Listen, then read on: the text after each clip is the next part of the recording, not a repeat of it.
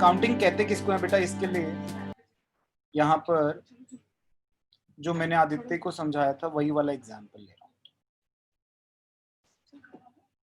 एक आदमी है,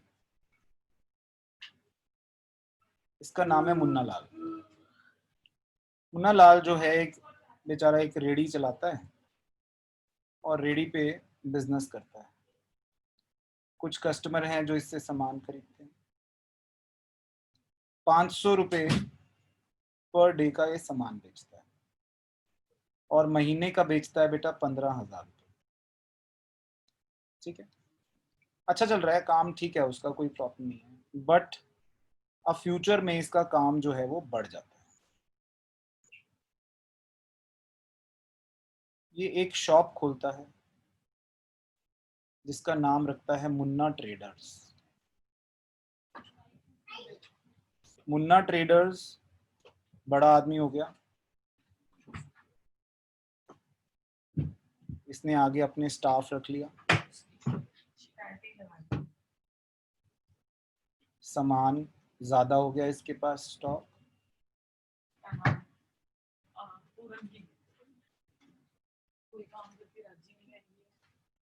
कस्टमर ज्यादा हो गए। अब ये सामान बेच रहा है इनको, इसको बेचा इसने 73,459 का सामान, इसको बेचा 56,455 का सामान, इसको बेचा 93,289 का सामान, और कईयों से सामान खरीद भी रहा है। ये जो टोपी वाले लोग हैं, मैंने इनको टोपी पहनाई है ताकि ये अलग लगे, इनसे सामान खरीद भी रहा है।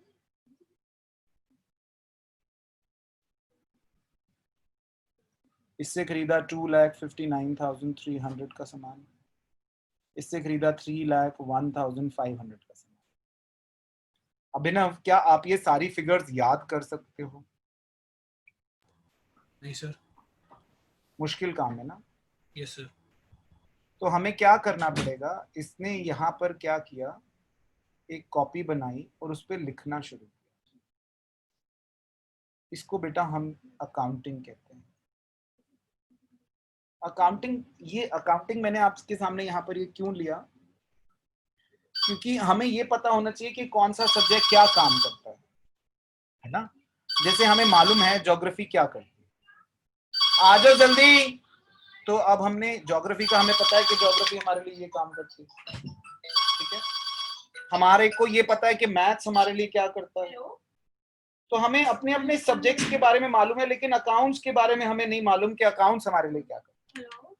सो अकाउंट्स हमारे लिए ये करता है कि जो पैसे का हिसाब किताब हम याद नहीं रख सकते, क्योंकि हर बिजनेस में पैसा तो इन्वॉल्व है, तो उसको हम कहीं लिखते हैं, that is known as account. उस राइटिंग को हम क्या कहते हैं? अकाउंट। Is that okay? आ रही है बात समझ में? Yes sir. ये तो हो गया बेटा अकाउंटिंग। अकाउंटिंग की ला रहा हूं मैं फॉर्मल डेफिनेशन आपके सामने। अभी तो मैंने आपको सिर्फ एक पिक्टोरियल समझाया, मेरी तरफ कर दो इसको। Accounting is a process of, hello,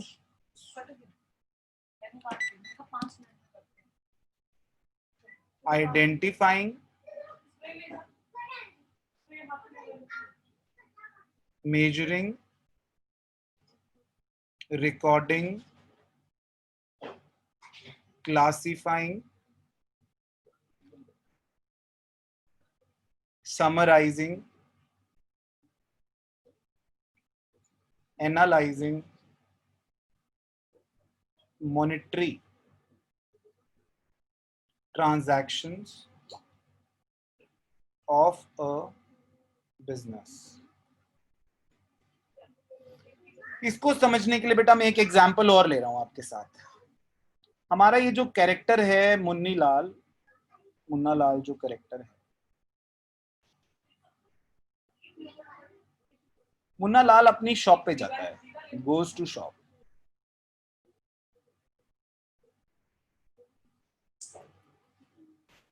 shop पर जाकर ये 5 काम करता है बेटा।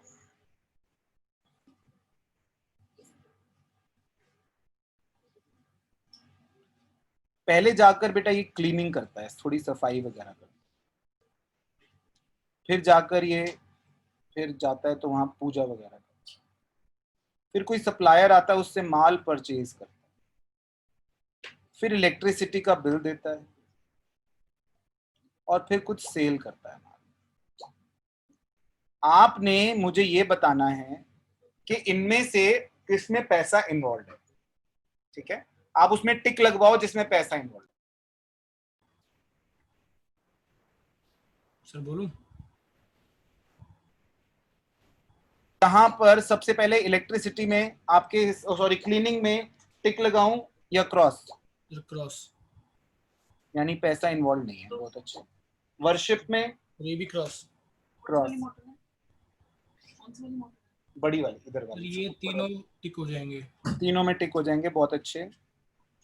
आपने क्या किया अभिनव, आपने ये आइडेंटिफाई कर ली कौन सी transactions? Sir money transactions. Monetary transactions. अब मैं इनको मेजर करके रिकॉर्ड कर रहा हूं अपनी तरफ से। मैं कोई फिगर्स ले रहा हूं। 5,000 की लेट से परचेज है, 1,000 रुपए की लेट से इलेक्ट्रिसिटी है, और लेट से 12,000 रुपए की आपकी सेल है। तो ये मेजर करके रिकॉर्ड कर लिया। अब मैं इनको अलग अलग कर रहा हूं। 6,000 रुपए मेरा खर्चा और 12,000 रुपए मेरी सेल। 6,000 रुपए की मुझे क्या हो गया? प्रॉफिट। मैंने क्लासिफाई किया, ये क्या था? क्लासिफाई। और ये जो 6,000 की समरी आई है, ये 6,000 का प्रॉफिट आया, मेरी समरी है पूरे दिन की। अब मैं एनालिसिस करूंगा कि ये मेरा प्रॉफिट राइट है, ओके है या नॉट ओके। एक तो बेटा ये समझ में आया कि हमारा ये 6,000 का प्रॉफिट राइट है या नहीं है। इस पूरे को हम क्या कहते हैं? अकाउंटिंग। ठीक है, अब मैं कुछ टर्म्स आपके साथ लेने वाला हूं। यहां पर ये जो बंदा है अकाउंट्स में, इसको बोलते हैं प्रोपराइटर। जो ओनर है उसको बोलते हैं प्रोपराइटर। ठीक है, ये जो सामान पड़ा है, this is known as stock. इसको क्या बोलते हैं? स्टॉक। राइट। इस आदमी को, जिन आदमियों को ये सामान बेच रहा है, ये कौन है? डेटर। ये कौन है? डेटर, जिनको सामान उधार बेच रहा है और कल को हमें ये पैसा देंगे। डेटर कौन है? जिनको हमने सामान उधार बेचा है और कल को हमें ये पैसा वापस देंगे, आर नोन एज डेटर्स। और जिनसे ये टोपी वाले जो लोग हैं, जिनसे हमने सामान उधार खरीदा है, आर नोन एज क्रेडिटर्स। जिनको माल बेचा है, कल को पैसा वापस लेंगे, आर नोन एज डेटर। और जिनसे सामान खरीदा है, कल को हमने उनको वापस देना है, आर नोन एज क्रेडिटर्स। ठीक है, अब कुछ टर्म्स आपके साथ और ले रहा हूं। अच्छा अभिनव, एक काम कर रहा हूं मैं, क्योंकि आदित्य को मैं डिटेल लिखवा चुका हूं। Yes sir. अगर आदित्य आसपास है तो वो टर्म्स आप उसकी कॉपी उठा लो प्लीज, तो मैं वही वाली टर्म्स आपको समझाऊं। और वो टर्म्स जो हैं उन्हीं की आप उनसे कॉपी कर ही सकते हो, तो मैं अभी लिखूंगा कम और आपको समझाऊंगा ज्यादा। सर एक्चुअली आदित्य कहीं नीचे है सर, और मैं जा नहीं सकता क्योंकि काम चल रहा है। सर आप मुझे टर्म्स ऐसी ऑरली बता दो, कॉपी तो मैं इससे कर लूंगा सर, और समझ मतलब। Are you sure? अगर आप कहोगे तो मैं दोबारा लिखवा देता हूँ। नहीं सर, कोई प्रॉब्लम नहीं है सर। पक्का? यहाँ में पेस लेना है सर, कोई दिक्कत नहीं है। आपके स्कूल में हो चुका है ना ये? सर हाँ, ये हो चुका है सर। हम तो जनरल एंट्री पे हैं सर। बस ठीक है, ठीक है। तो मैं कुछ टर्म्स यहाँ पर ले रहा हूँ बेटा, टू मेक अ सर अभी स्ट्रॉन्गर अभी केस। तो उनका नोट नाम लिख लेता हूँ, वो जो आपके पूरे प्रॉपर जो आपका फॉर्मेट है आरएचए को लिखा है, मैं उससे कॉपी कर लूंगा नोट्स के उसमें। अच्छी बात है, अच्छी बात है। अभी मैंने पहली टर्म जो उसको कराई थी बेटा, वो थी एसेट। एसेट क्या होता है मुझसे समझ लो बच्चे। आप नॉर्मल लाइफ में जिसको प्रॉपर्टी का नाम देते हो, आपका घर, गाड़ी, बिल्डिंग, फर्नीचर, व्हीकल, ये सब हमारा क्या है? एसेट। जिसको कल को बेचोगे तो कुछ पैसा रिकवर होगा, आर नोन एज एसेट्स। अब एसेट्स की ना बेटा मैंने 4 कैटेगरीज कराई। पहला कराया मैंने फिक्स्ड एसेट। फिक्स्ड एसेट जो लंबे टाइम तक एक जैसा रहेगा, जिसमें कोई चेंजेस नहीं आएंगे, are known as fixed asset. जैसे आपकी लैंड, आपकी बिल्डिंग, आपका फर्नीचर, ये हमारे फिक्स्ड एसेट्स। ठीक है। दूसरा हुआ हमारा करंट एसेट, करंट एसेट जो जल्दी से कैश में कन्वर्ट हो जाएंगे are known as current asset. बेटा इनको कैश में कन्वर्ट करने में टाइम लगेगा। Land, building, furniture, machine. आज बेटा 5 करोड़ की लैंड हो किसी की और वो कहे मैं शाम तक बेच के पैसे इकट्ठे कर लूंगा, नहीं कर पाएगा। Yes sir. हाँ या नहीं? लेकिन आपकी दुकान का स्टॉक है, आपको मैं शाम को सारा बेच दूंगा और पैसे इकट्ठे कर, पॉसिबल है, आराम से पॉसिबल है ना? कई ऊपर नीचे रेट करके सेल सूल लगा के हम ये काम कर लेंगे।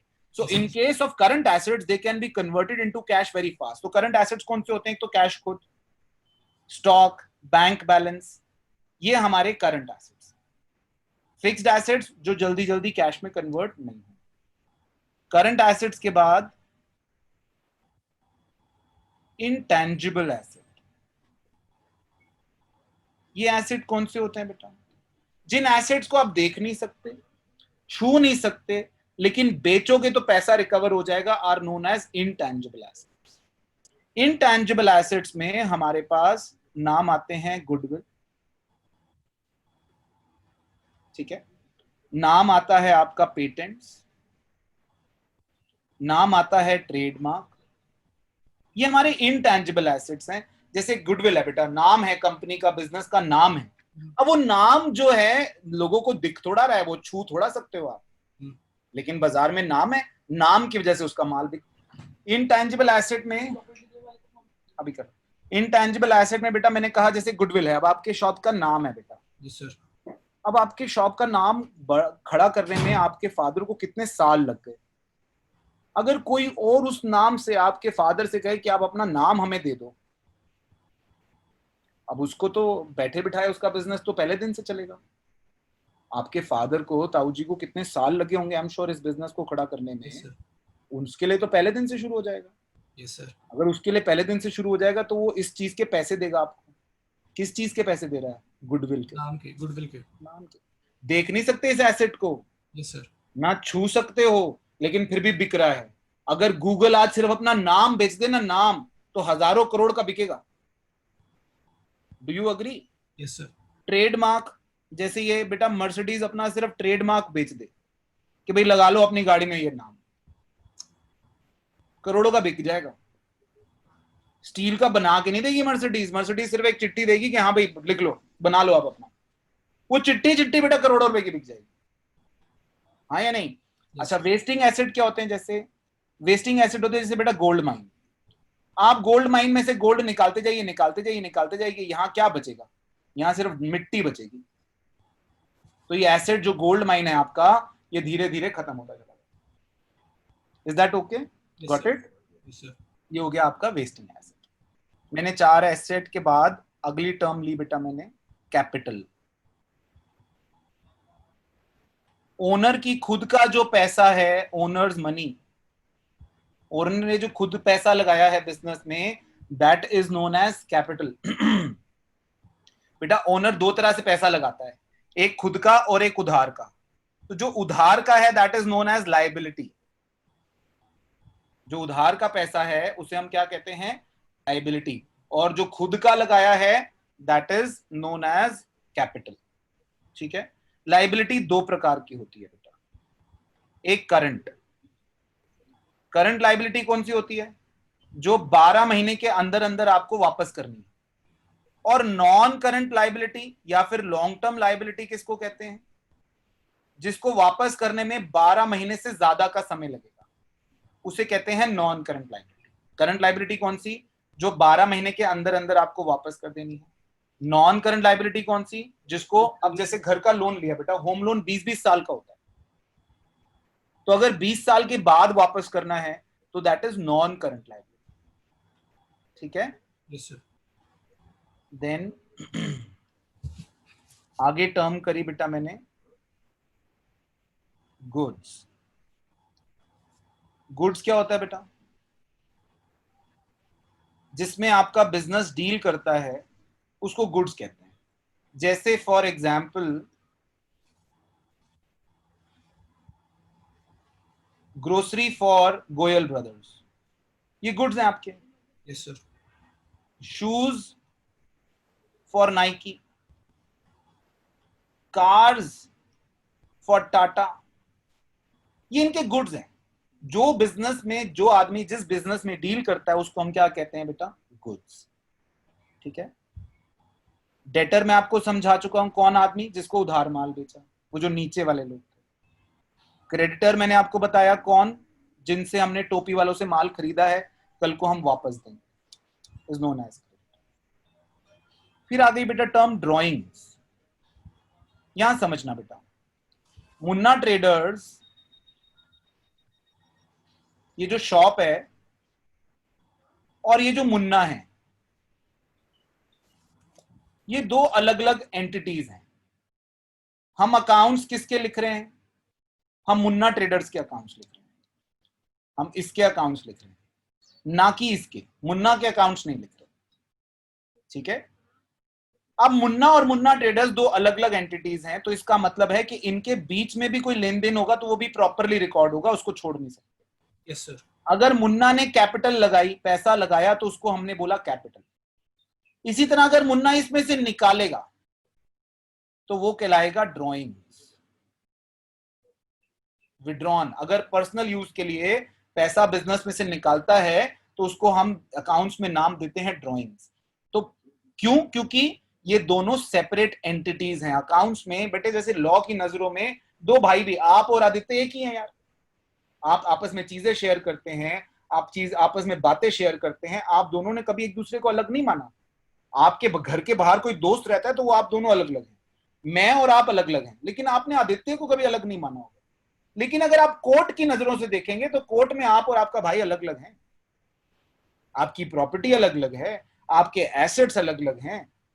तो इसी तरह अकाउंट्स में बिजनेस और बिजनेस का ओनर दोनों अलग अलग। ओनर ने पैसा लगाया तो कैपिटल, ओनर ने निकाला तो ड्रॉइंग। आ रही है बात समझ में? Yes sir. फिर आ गया बेटा हमारे पास आउटस्टैंडिंग एक्सपेंस। कौन सा होता है outstanding expense? Due but not yet paid. एक ऐसा खर्चा जो ड्यू तो हो गया है मगर अभी तक हमने दिया नहीं, अब तक दे देना चाहिए था लेकिन हमने नहीं दिया, that is known as outstanding expense. जैसे बिजली का बिल आ गया, बिजली के बिल की डेट थी 7 तारीख और हम हो गए 15 तारीख पे, अभी तक हमने दिया ही नहीं, सो that is a outstanding expense. और इसका विपरीत होता है बेटा prepaid expense. Prepaid expense paid in advance. मान लीजिए मैंने जो है, मैं कहीं किराए पे रहता हूं और मैंने किराया जो है मैंने 2 महीने का एडवांस दे दिया एज अ टेनेंट। लैंडलॉर्ड नहीं हूं मैं टेनेंट हूं। Yes sir. और मैंने किराया मेरे लिए खर्चा है। अगर मैंने खर्चा 2 महीने का आगे का भी दे दिया so that is called as prepaid expense. इसका अक्रूड इनकम, ये दोनों टर्म्स थी बेटा खर्चे की। अक्रूड इनकम है इनकम की। ये कौन सी इनकम है? Income due but not yet received. Income due हो चुकी है लेकिन हमें अभी तक मिली नहीं है। जैसे अब उसी किराए के मकान के लिए मान लो मैं लैंडलॉर्ड हूं और मेरा किराया मिलना ड्यू होता है 2 तारीख को, आज 15 तारीख हो गई, दी नहीं उसने। जो मुझे रेंट मिलना है अब मेरी इनकम है, जब मैं टेनेंट था तो वो मेरा खर्चा था। अब अगर मैं लैंडलॉर्ड हूं तो वो मेरी इनकम है, मेरे को अभी तक मिल जानी चाहिए थी लेकिन नहीं मिली, so that is accrued income. ठीक है सर यहाँ पे एक डाउट है सर। बोलो। तो जैसे जो हमारे डेटर्स हैं, मतलब जिनको हमने सामान बेचा हाँ तो और उनको क्रेडिट पे बेचा, मतलब उधार पे दिया, तो हाँ, उनको इनकम आनी है उस टाइम हम उसको भी अक्रूड इनकम बोलेंगे? डेटर से जो पैसा आएगा वो पूरी इनकम नहीं है बेटा, समझो। अगर फॉर एग्जाम्पल मैंने 10 रुपए का माल उसको प्रॉफिट लगा के 12 में बेचा है, यस तो सर। डेटर हमारा 12 रुपए का है, पूरे 12 रुपए हमारी इनकम नहीं है। अच्छा। इनकम तो बाद में निकलेगी, अभी तो पहले उससे पैसे ले लेंगे, इसमें से खर्चे माइनस करेंगे, बिजली पानी परचेज वर्चेज सब माइनस करेंगे, तब जाके इनकम आएगी। सो ये इनकम नहीं कहला सकता, अक्रूड इनकम नहीं कहला सकता क्योंकि इनकम है ही नहीं अपने आप में। Yes sir. ये तो हमने उधार माल बेचा है, पैसा आना है अभी। मतलब ये एक स्टार्टिंग ट्रांजैक्शन हुई है जिससे अभी इनकम निकलनी है। हाँ, आप इसका जो पैसा रिकवर करोगे उसमें से वो जो टोपी वालों को दोगे हाँ हाँ हाँ, जिनसे खरीदा है, जिनसे बिजली खरीदा। का बिल दोगे, पानी का बिल दोगे, लड़के की सैलरी दोगे, सब कुछ दोगे, तब जाके इनकम आएगी। ठीक है, समझ गए? तो अक्रूड इनकम के बाद नाइस डाउट अदरवाइज हमारी 11वीं टर्म आ गई बेटा, unearned income. Income received in advance. अगर वही इनकम मुझे एडवांस में मिल जाए so that will become unearned income. क्या बन जाएगी? Unearned income, income received in advance.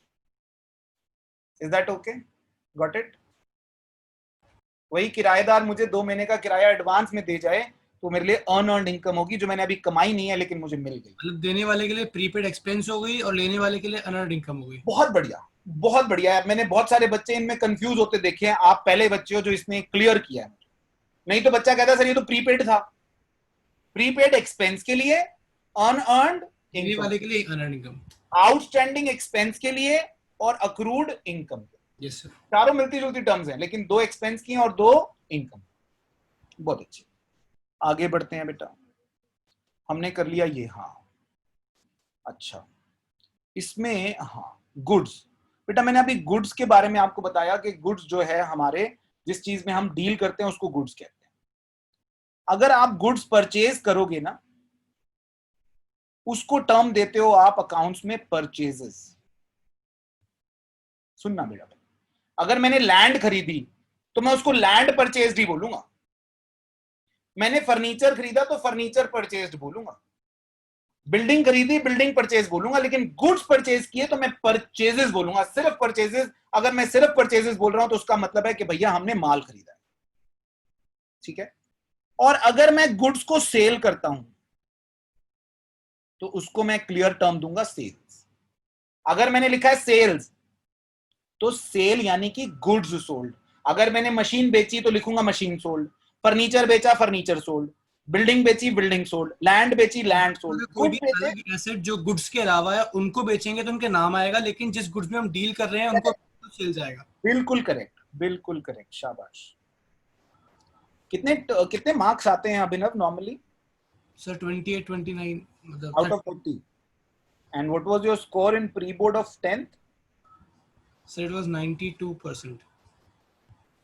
अगर अभिनव अगर आप मेरा साथ देंगे तो आई कैन मतलब अभी मैं ज्यादा नहीं बोलूंगा क्योंकि मुझे नहीं अभी आपके बारे में ज्यादा पता, but I have a hopes with you and don't break that. Thank you so much sir. अच्छा, गुड्स के बाद हमारे पास हमने कौन कौन सी टर्म्स ले ली? गुड्स ले लिए, डेटर ले लिया, क्रेडिटर ले लिया, ड्राइंग ले लिया, आउटस्टैंडिंग, प्रीपेड, अक्रूड ले लिया। अच्छा, एक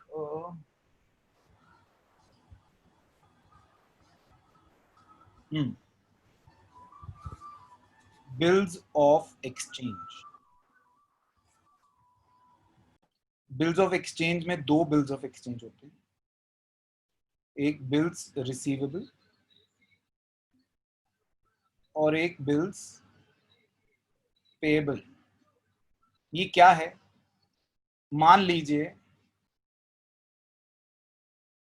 मुन्ना ने किसी से पैसे लेने हैं, जिससे पैसे लेने हैं उसका नाम है आर्यन। मुन्ना ने आर्यन से कहा कि तूने मुझे 5,000 रुपए देने हैं, दे दे। Aryan needs time.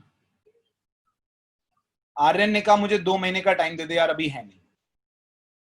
अब यहां पर आर्यन कहता है मुझे 2 महीने का टाइम चाहिए।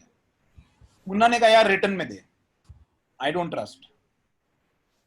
आर्यन ने कहा यार मुन्ना तू लिख ले, तूने पैसे लेने हैं, तू लिख ले, उस पे मैं भी साइन कर दूंगा और तू भी साइन कर देना। तो मुन्ना और आर्यन दोनों यहां पर साइन करेंगे। इसमें लिखा होगा Aryan son of so and so promises to pay so ऑफ so amount on this and this date. इसको हम क्या नाम देते हैं? Bills of exchange.